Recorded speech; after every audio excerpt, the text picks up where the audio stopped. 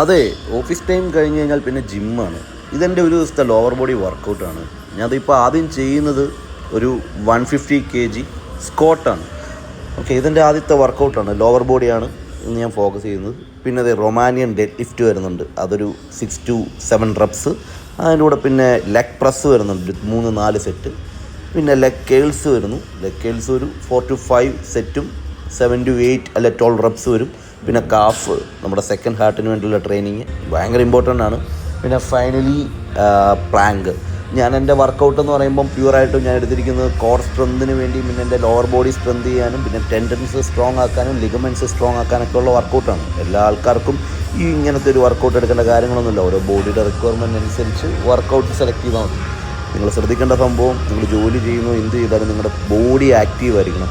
നിങ്ങൾ എന്ത് കാര്യത്തിലാണെങ്കിലും നിൻ്റെ ബോഡി ആക്റ്റീവ് ആയിരിക്കണം, ഡെയിലി ആക്റ്റീവ് ആയിരിക്കണം. അതിന് കണ്ടിന്യൂസ് റെസ്റ്റ് കൊടുക്കാൻ പാടില്ല. റെസ്റ്റ് കൊടുക്കണം. കറക്റ്റായിട്ടുള്ള വർക്കൗട്ട്സ് കഴിഞ്ഞ് പ്രോട്ടീൻസ് കൊടുത്ത് കഴിഞ്ഞുള്ള റെസ്റ്റ് കൊടുക്കാം. അല്ലാതെ നിങ്ങൾക്ക് ആക്റ്റീവ് ആകാത്ത രീതിയിൽ പോകുന്ന ശരീരം ഉറപ്പായിട്ടും ഇന്നത്തെ ലൈഫ് സ്റ്റൈൽ അനുസരിച്ച് ഒരുപാട് ബുദ്ധിമുട്ടുകളും രോഗങ്ങളും വരാൻ ചാൻസസ് കഴിയുക. അതുകൊണ്ട് നല്ലൊരു ലൈഫ് ഫോളോ ചെയ്യുക, ജോലി ചെയ്യുക, വർക്കൗട്ട് ചെയ്യുക, നല്ലപോലെ കഴിക്കുക.